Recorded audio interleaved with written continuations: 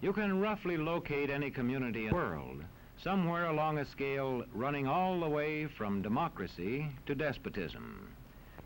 One to the democracy end, another somewhere in the middle, and a third. Let's find out about despotism. This man makes it his job to study these things. Well, for one thing, avoid the comfortable idea that the mere form of government can of itself safeguard a nation against despotism. Germany, under President Hindenburg, was a republic. And yet in this republic, an aggressive despotism took root and flourished under Adolf Hitler. When a competent observer looks for signs of despotism in a community, he looks beyond fine words and noble phrases. For which it stands, one nation, indivisible, with liberty and justice for all. Many observers have found that two workable yardsticks help in discovering how near a community is to despotism: the respect scale and the power scale. A careful observer can use a respect scale to find how many citizens get an even break. As a community moves towards despotism, respect is restricted to fewer people. A community is low on a respect scale if common courtesy is withheld from large groups of people on account of their political attitudes. If people are rude to others because they think their wealth and position gives them that right, or because they don't like a man's race or his religion.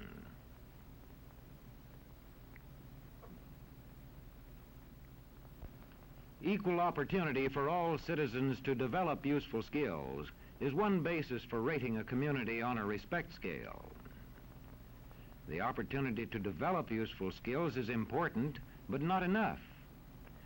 The equally important opportunity to put skills to use is a further test on a respect scale.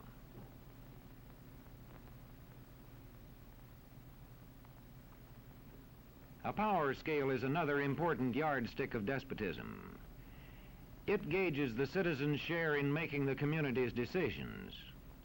Communities which concentrate decision-making in a few hands rate low on a power scale and are moving towards despotism. Like France under the Bourbon kings, one of whom said, "The state, I am the state." Today, democracy can ebb away in communities whose citizens allow power to become concentrated in the hands of bosses. What I say goes, see? I'm the law around here.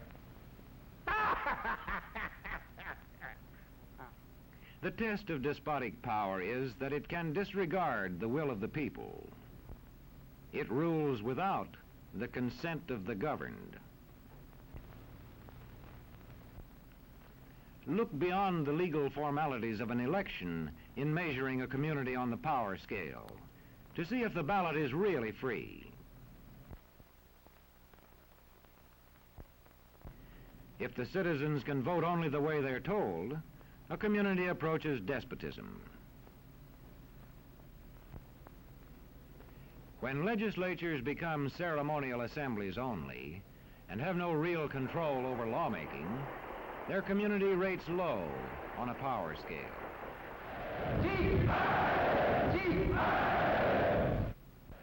In a downright despotism, opposition is dangerous, whether the despotism is official or whether it is unofficial.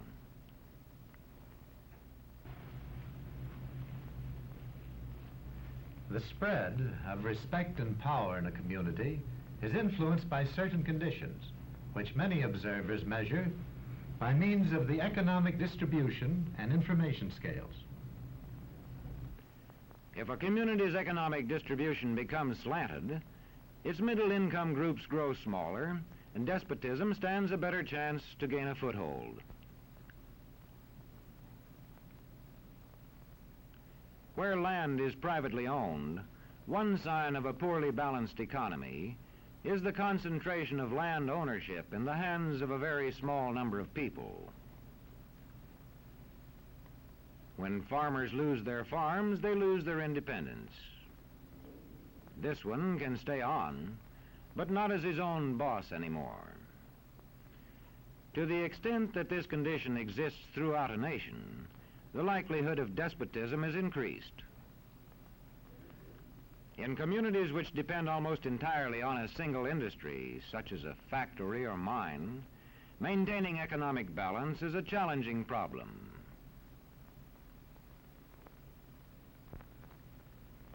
If this condition exists over the nation as a whole, so that the control of jobs and business opportunities is in a few hands, despotism stands a good chance.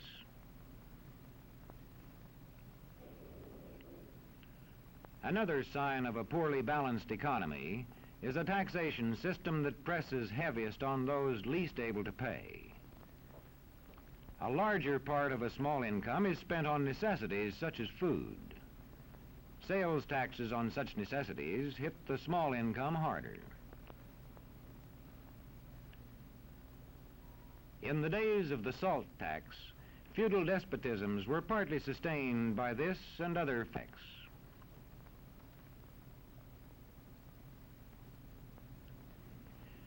A community rates low on an information scale when the press, radio, and other channels of communication are controlled by only a few people, and when citizens have to accept what they are told. In communities of this kind, despotism stands a good chance. See how a community trains its teachers. Bear this in mind. Young people cannot be trusted to form their own opinions. This business about open-mindedness is nonsense. It's a waste of time trying to teach students to think for themselves. It's our job to tell them. And when teachers put such training into practice, despotism stands a good chance. These children are being taught to accept uncritically whatever they're told. Questions are not encouraged. How can you ask such a question? Have you got a textbook? Yes, ma'am. Does it say here that our law courts are always just? Yes, ma'am. Then how dare you question the fact? Sit down.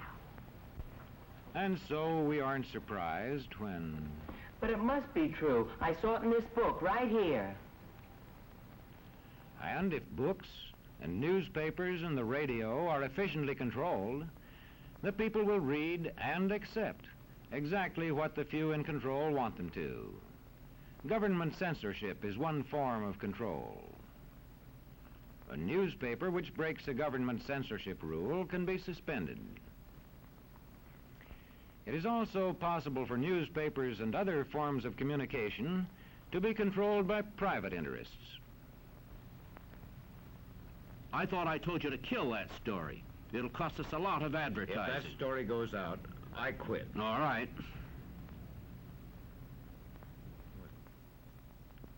What sort of community do you live in? Where would you place it on a democracy-despotism scale? To find out, you can rate it on a respect scale and a power scale. And to find out what way it is likely to go in the future, you can rate it on economic distribution and information scales. The lower your community rates on economic distribution and information scales, the lower it is likely to rate on respect and power scales, and thus to approach despotism.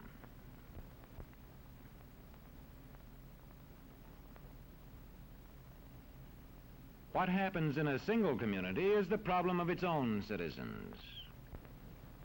But it is also the problem of us all, because as communities go, so goes the nation.